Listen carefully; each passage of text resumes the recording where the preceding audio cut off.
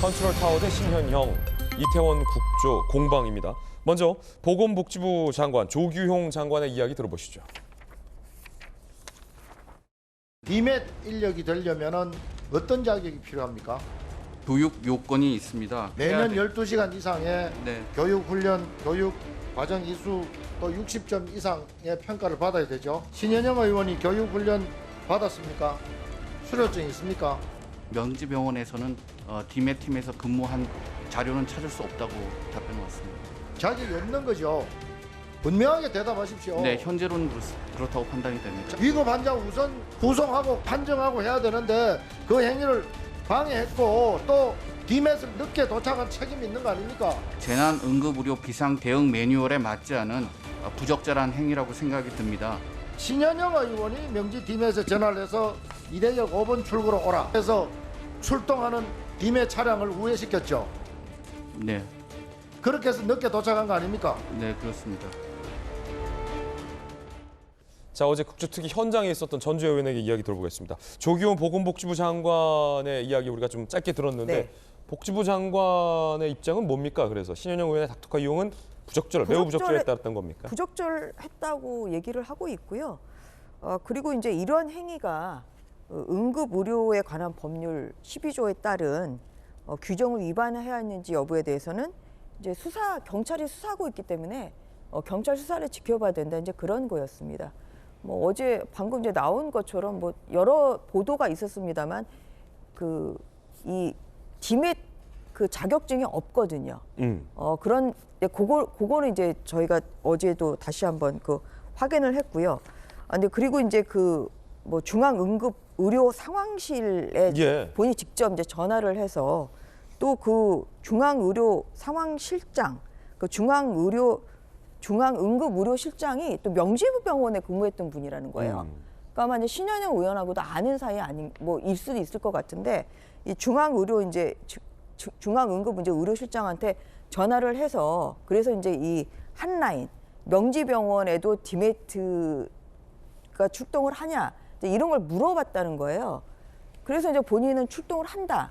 직전에 그게 확인이 됐다고, 그러니까 확정이 됐다고 하더라고요. 그래서 그 직후에 이제 전화가 와서 이제 물어봤더니 그것을 이제 알려줬고, 그래서 이제 그 한라인 전화번호를 물어보길래 그냥 알려줬다는 겁니다. 그래서 제가 저도 이제 추가 질의를 하면서 그걸 그때 왜 어떤 용도냐고 이렇게 좀 좀 물어봤냐 했더니만 왜 신현영 의원이 국회의원 한라인 번호를 물어봤느냐라고 물어봤냐? 네, 그랬더니 그냥 국회의원은 현장에 갈 수도 있기 때문에 물어봤다고 이제 그렇게 답변을 해서 사실 그것은 아니죠. 그래서 본인 말로도 이제 이러한 한라인은 사실은 보안상에 유지를 해야 되는 번호이기 때문에 뭐 이것을 아무리 그런 공직자라고 하더라도 알려주는 것은 적절하지 않았다. 이제 본인이 그렇게 좀 인정을 했고요. 그래서 이제 이런 부분이 뭐 결국은 15분에서 20분 정도 닥터카의 이 도착이 지연되는 바람에 거기에 필요한 업무를 사실 제대로 못한 거죠. 이제 이러한 부분이 좀 국민들의 질타를 받는 부분인데 이제 그러한 과정에 대해서 이제 어제 보건복지부 장관이 굉장히 적절하지 않았다. 그리고 이것은 법 위반 여부에 대해서는 지금 경찰에서 수사 중이다. 뭐 이런 것을 좀 확인을 했습니다. 예, 보건복지부 장관은 신현영 의원이 저 DMAT 차량에 탑승할 자격이 없고 훈련을 받지 않았고 협업을 할 수 있는 위치에 있지 않았기 때문에 매우 부적절하다라고 비판을 한 겁니다. 경찰도 이 의혹 수사에 착수했습니다. 서민민생대책위원회가 직권남용 공무집행방해 강요응급의료법 위반 혐의로 고발을 했고 위력에 의한 업무방해 혐의로 또 고발을 했죠. 경찰, 의료진 고발인 조사하며 수사의 속도 본격화해서 본격적인 수사를 시작했다라는 보도도 나오고 있습니다. 신현영 의원이 DMAT 카드를 또 이렇게 네. 차고 있잖아요. 이제 거기에 대해서는 이제 저희 의원실에서 보건복지부에 질의한 바로는 이게 원래 이제 DMAT 요원이 4명이 가거든요. 그래서 명지병원에 DMAT 요원 3명하고 신현영 의원까지 해가지고 이제 4명이라고 생각하고 닥터카에 타고 갔던 거죠. 그런데 보니까 이 봉투 안에 DMAT 백 안에 출입증이 4개가 있더라는 거예요. 그래서 이제 명지병원에서 간 3명한테 주고 나머지 하나는 왜냐하면 명지병원에서는 당연히 이제 DMAT 자격증이 있다고 생각을 했으니까 그래서 이제 줘서 이제 그래서 그 착용을 하게 된 거다. 예, 그런 사실을 확인할 수 있었습니다. 그렇군요. DMAT 수료한 자격이 있어야 되는데 신현영 의원은 그런 자격이 없다. 예, 자격이 없다는 것은 어제 예, 보건복지부 목걸이를 장관도 낼 얘기를 자격이 했거든요. 없다. 그럼요. 음. 예. 그래서 어제 아무튼 그런 부분을 좀 확인을 좀 했던 것이고요. 경찰이 수사에 착수했는데 네. 그러면은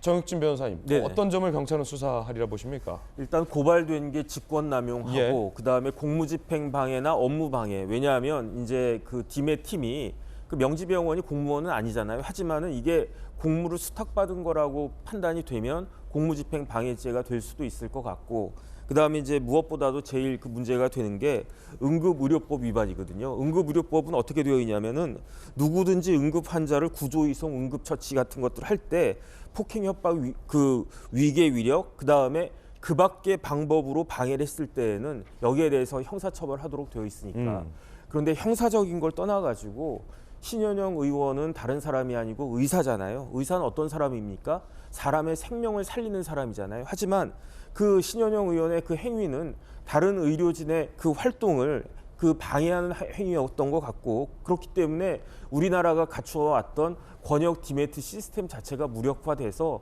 결과적으로 가정적일 수는 있지만 어떤 사람이 단 한 명이라도 더 구할 수 있었는데 거기에 대해서 영향이 있지 않았을까 하는 그런 생각이 들어가지고 이 부분에 대해서는 참 안타깝다는 생각이 듭니다. 예.